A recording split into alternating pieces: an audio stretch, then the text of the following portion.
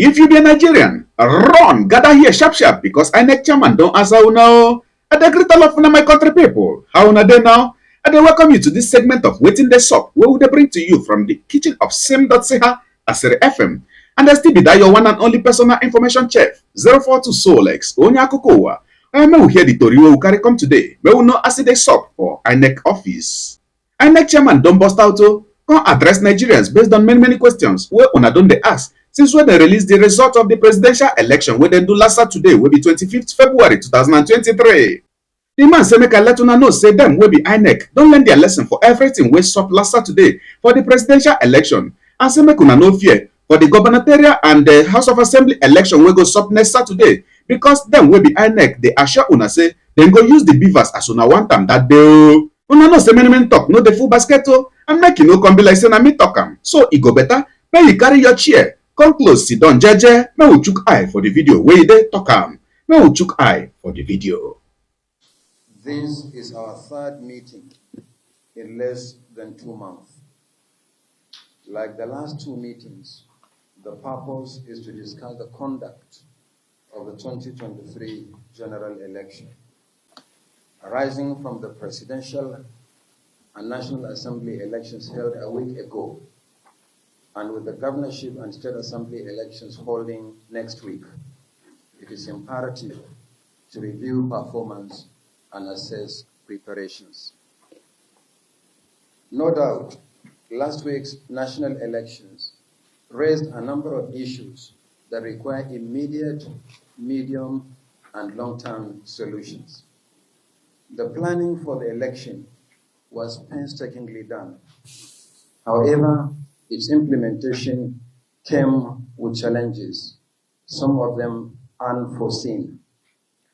The issues of logistics, election technology, behavior of some election personnel at different levels, attitude of some party agents and supporters added to the extremely challenging environment in which elections are usually held in Nigeria.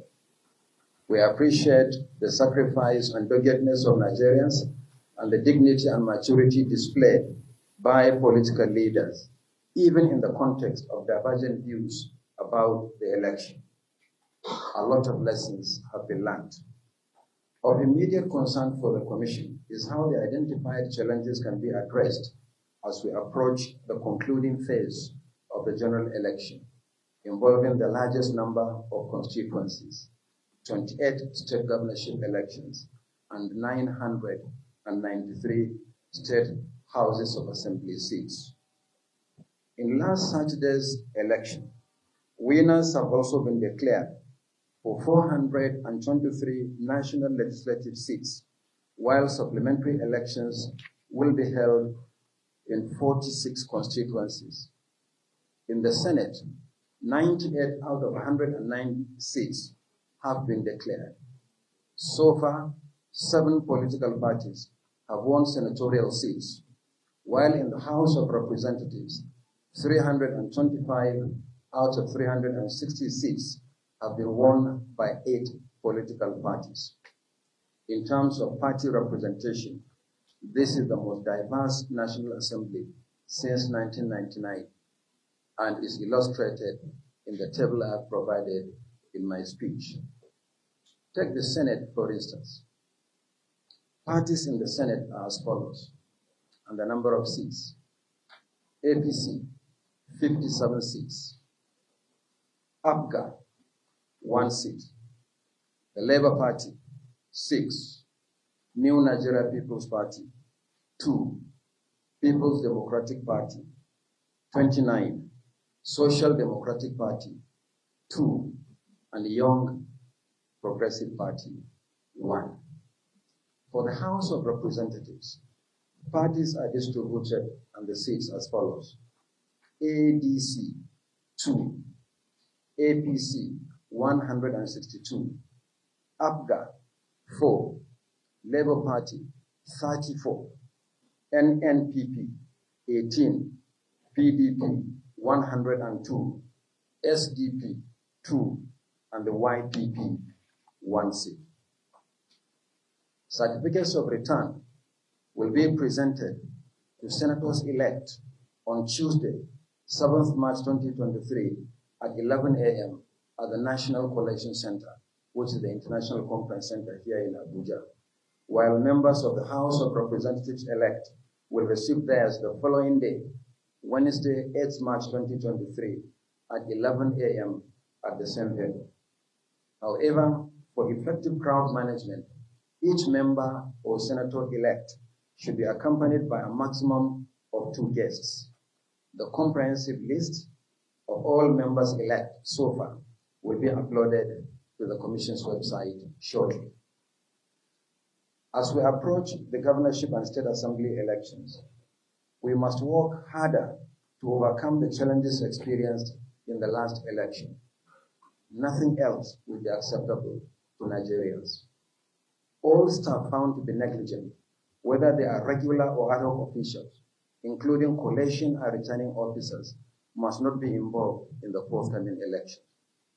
RECs must also immediately initiate disciplinary action where prima facie evidence of wrongdoing has been established against any staff involved in the election, whether regular or ad hoc. Election day logistics must be finalized before the election and handled by the electoral officers at local government level. This has been our standard practice. Centralizing the process, as was done in some states, resulted in delayed deployment of personnel and materials and late commencement of polls. Resident electoral commissioners will be held responsible for any tardy arrangement or the failure to deploy electric power generators to collation centers or polling units where such facilities are needed. The Commission has enough facilities in all the states of the Federation. Failure to deploy them is simply inexcusable. Refresher training must be conducted for ad hoc staff that participated in the last election. While they are replaced for good reason, they must be properly trained so that processes are not delayed or compromised at any stage. Arising from last week's election, the Commission has received reports from our state offices, as well as complaints and petitions from political parties and candidates. Where infractions of any kind are proven, there will be redress. I must add that any action taken by the Commission is without prejudice to the rights of parties and candidates to seek further remedy as provided by law. On election day technology, the bimodal voter accreditation system, the BVAS, will once again be deployed for voter accreditation and result management. The deployment of BVAS has gone a long way to sanitize voter accreditation, as can be seen from the results of recent elections. Since last week, the Commission has intensified the review of the technology to ensure that glitches experienced, particularly with the upload of results, are rectified. We are confident that going forward, the system will run optimally. Once again, the Commission would like to appreciate the patience and understanding of Nigerians. We do not take this for granted. We equally appreciate the patriotism of political, traditional, religious, and community leaders that appealed for calm. Similarly, the Commission appreciates the role of heads of election observation missions, some of whom are still in the country. We appeal to such missions to consider extending their observations to the governorship and state assembly elections, not only because they form part of the general election for which they are accredited, but also because they are important national elections. In the same vein, the Commission appreciates all domestic observers for their preliminary reports, which will help us enormously as we conclude the election. We also appreciate the reportage, the coverage, and the comments by media organizations on the elections. We look forward to the full reports of the election observers. We also wish to assure them that we will engage with them once again and all segments of the Nigerian society in a comprehensive, multi-stakeholder review of the election in earnest. I welcome all our reps to this meeting as we go into the working session. I thank you and God bless. Yes now, Chebi you don't see him as me to text him. It go make better sense if you chook mouth for the matter by dropping your opinion on the comment section down below. May we know what you carry for mind for the whole thing. We're in talk for that video.